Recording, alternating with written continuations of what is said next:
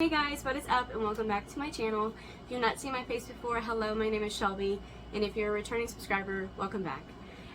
Yes, I know it has been a long time since I made a video, and a lot has happened since then, for the very few subscribers that I have, but I had my baby on February 25th. Her name, I'll reveal her name later when I show her in another video. I'm currently without her right now. She's with my mom, with her Mimi. She's having a very good day today. So for today's video, I'm going to be talking about my birth story. I ended up having to have an emergency C-section, so I'll talk about all of that and get into that and all blah blah blah. There's just so much that happened. It was an experience, I will say. Now, this is my first baby. I am a first-time mom, so I did not expect to go through what I went through. I expected to have a normal birth, and just my expectations just got completely taken away. But I didn't expect anything specific, if that makes sense. I don't know. I didn't think what happened was going to happen. And like, no one's prepared for stuff like that. So prior to me having my emergency C-section, I was having contractions, okay? I was told by doctors that I wasn't having real contractions. So I had prodrominal labor pains, and prodrominal labor is considered like fake or practice contractions, not real contractions. I had real contractions. I was in screaming, utter pain, just like horrible screaming, like ah, like horrible. It was bad. My brother and his wife got to experience me screaming and crying for 2.5 days about, and it was just a whole thing. And I am seeing a therapist for all of this, because what happened between doctors and nurses and I is what really wasn't good. I'm not gonna get upset yet. So what had happened was I got to the hospital. Well, okay, so 2 days prior, the day before, I went to the hospital, tried to ask for help, like, please get her out of me, I'm in pain. I wasn't bleeding or anything, but I was in pain from the contractions I was having. And they had the nerve to tell me that I wasn't having real contractions, and because, like, it wasn't helping my cervix dilate, or helping, my cervix drop, because apparently it hadn't dropped yet either, and I was having these excruciating contractions, and they're telling me that they're not real. So, what the fuck? Anyways, they ended up giving me fentanyl that night, just a small dose of it, which I didn't want pain medicine. I wanted them to get her out. Mind you, this was the 23rd, her due date was the 24th. So then, they sent us home, and then my contractions died down around like 4 or 5 a.m., maybe 6 a.m., somewhere between there, while I was up all night screaming and hollering. Then we go, sorry, getting mixed up.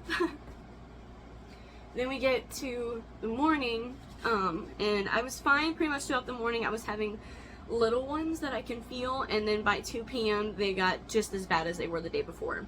So just like that day, just like the night before, we went to the hospital again. My brother and sister-in-law took me. As we're going down the road, I decided to put on Lonely Island. If any of you know what Lonely Island is, I put on like all the funny, they're all funny, okay? All the songs are funny. But I put on like Captain Jack Sparrow, I think it's just Jack Sparrow, and The Creep, and like just different ones. I don't know, we were just trying to like make light of the situation, but I'm sitting there listening to Boombox and screaming about being in pain and then just trying to go back to normal. But it was a whole ordeal, and I just kept apologizing for being loud and like, no, it's okay. Of course, it's not, I shouldn't be sorry for being in pain, but I was, because I was just being so loud and obnoxious, but I couldn't help it. We get to the hospital, mind you, this is the 24th. This is her due date now, the 24th. We get there at 8 p.m. Between 8 p.m. and 8:30, they had did a check on me when I got there. Again, no dilation progress. I was still at a 2, no, I was still at a 1 from whenever I got checked 2 weeks from when I got checked 2 weeks before. So, as the nurse is doing a check, all of a sudden my water breaks while I'm also having a major contraction, and it was the best feeling, best relieving pain I could ever describe. And Then I was instantly happy, and I was like, oh my gosh, this is actually happening. I'm gonna finally have my baby, and I'm not gonna be pregnant and in pain anymore. So I was all excited, but no, just wait. Then I call Austin, my boyfriend, and let him know, hey, my water finally broke. They're gonna keep me. I need you to come here because we don't know what's gonna go on, how fast this is gonna happen, and blah blah blah.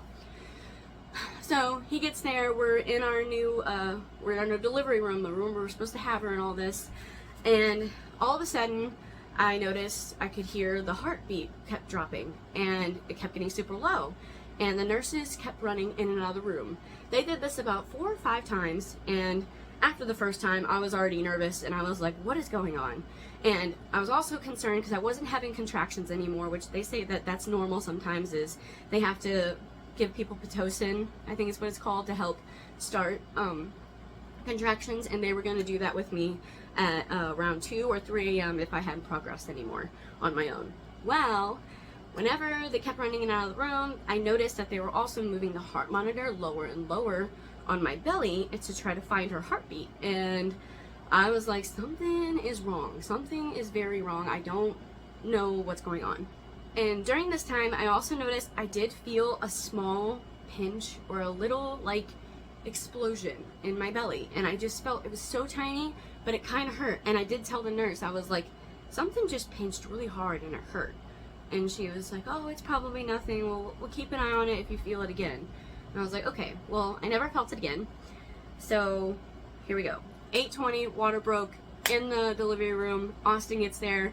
Heartbeat's dropping. We're trying to figure out why. So then at this point, the doctor suggests that we put some kind of fluid. I don't know what it's called specifically, but you can look it up.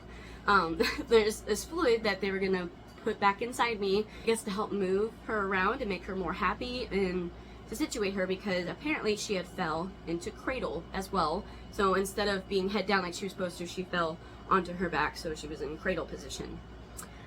So immediately that means C-section if they can't get her to move. So that's why they wanted to put the fluid in me to help see if they can get her to move or something like that. Well, with that, they offered me an epidural, and I said, hell yes, I want an epidural. I don't want to be in any more pain. I haven't been in pain since my water broke, but I don't want to be in any more pain. So please just give me the epidural now. I was all ready for that. So I got the epidural. At first, they weren't going to let Austin be in the room with me, and I got extremely upset. And it just, yeah, they let him stay in there is what ended up happening, because I was not going to be there alone. And getting the epidural, I would say it was about like a 1 or a 2. It was just, you can hear like them doing it, and it's just not, it's not a vibe. I don't like it. But I was so glad I got it, because after I got my epidural, about 10 minutes passed, and they had a nurse come in to do another check on me. And when the nurse did a check, she gave me a funny look, or just gave a funny look in general. And she kind of looked at me and was like, let me go get another nurse. So then she goes, gets another nurse, and the nurse comes in and checks me. And as she has her hand in checking me, all of a sudden she goes, call the doctor, we have a cord. The second she said it, I thought she said we have a corn. I don't know, there was a lot going on. I thought she said corn, and I'm like, what the hell does corn mean? And then she meant cord, as in my umbilical cord was sticking out an inch or two. She said it's sticking out about an inch or two, an inch and a half to 2 inches. And she had to keep her hand up me in there to keep my daughter's head away from the cord, so her head wouldn't get wrapped into it or anything like that, while if there was delivery, or they have to take me to a C-section when this happens. The nurse climbed up on top of me, and we rode off to the OR together. That's how that went. And then Austin said that they gave him some scrubs and stuff and got him ready, and he said it was about the longest 5 minutes ever to like wait to see what's gonna happen, if they're gonna take him back there or not. And thankfully he did get to be with me, and I was awake for it because I had the epidural. So I was thankful for that I got to be awake. It truly was a crazy experience, because like you feel the tugging, but I didn't feel any pain whatsoever. I just felt the tugging, and I got really scared at one point, because once they got her out, I heard her cry, so I knew she was okay. But then they all stopped talking to me, like the nurses and doctors. They were like, weren't talking to me anymore or anything, and I was really worried that like something was wrong with me. I just got really paranoid, and I was like, am I okay? Am I bleeding out? Is something happening to me? And they were like, no, you're fine, you're perfect, and your daughter's perfect, and all this.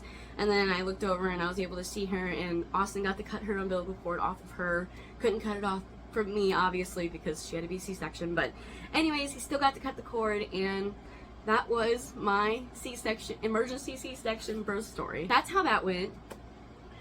Overall, I had a very good doctor. He saved my daughter's life. We also found out in the process of this that there was a true knot in the cord. My actual OB that was supposed to do my delivery had checked my placenta and said my placenta was out of the way. If you've seen in a previous video, they were worried about a low-lying placenta, which it was, and my doctor had said that it completely moved out of the way and it's no issue at all. But I guess it was just no issue for a natural birth. Before C-section, it was an issue, because whenever the doctor was telling me about everything that happened, that the true knot in the cord, the umbilical cord was sticking out, he also said that my placenta was very, very low-lying and that he almost nicked it. If he didn't cut in the right spot, he would have hit that as well, and I could have hemorrhaged, and it could have been a way more intense, worse situation for me and my daughter. But thankfully, he was a very good surgeon. I can barely see my C-section scar now. Tomorrow, I am 3 months postpartum for the 25th. And my daughter will be 3 months old, which is crazy, but I love her so much. I love being a mom, and I'll come back in a future video and talk about more. I'm getting ready to start full-time work soon, so I'll be busy with that and also being a mom. So I will see you guys in the next video. Hopefully my video did not scare anybody into not wanting to have kids or anything like that. Like, maybe people that have subscribed to my channel do have kids or are pregnant. Things like that. If you are pregnant, please don't be scared. Anything can happen. My experience was pretty good, besides like it having to be emergency was scary, but everything went well with that. But not having doctors listen to you was but not having doctors listen to me was probably the hardest thing to deal with, because I grew up going in and out of hospitals, and they really messed me up for not listening to me, and it's just a lot. And so having a doctor or a team of doctors and nurses that you trust is very important. I actually had my appendix removed this past weekend, which was so random to happen, and it just happened. It was time for it to come out, and I noticed I was having like this needle prickly pain right underneath my rib cage. Some people were telling me, oh, maybe it's something to do with postpartum, and I'm like, no, like this is something else. Like I would have had symptoms sooner of things if that's what it was. But I'm happy I listened to myself, and I went to the hospital, and this time I had a true team that like really assisted me, took care of me. They were nice to me, they explained things to me thoroughly, and I really appreciated it. But I wish I had that same experience I have with my daughter, but it's just different wherever you go and the people that you have working with you. And I just got lucky for my appendix surgery, I think. So, and I don't know if maybe it said in my chart that I had a rough time with my daughter, so hopefully they were just trying to be nice to me. And I also just had a C-section 3 months ago, so my body's been through a lot in the last year and a half. Not to mention, before I had my daughter, I had my gallbladder removed. So literally a month before I was pregnant with her, my gallbladder was removed. So it's been a wild ride, but I am so happy my daughter is here and I'm not pregnant anymore. Don't know if there'll be future babies. That'll come to a talk later in the future. I hope you guys enjoyed this video. If you did, make sure to give it a like and tune in for the next video whenever I upload. I hope you have a wonderful day every day. Bye.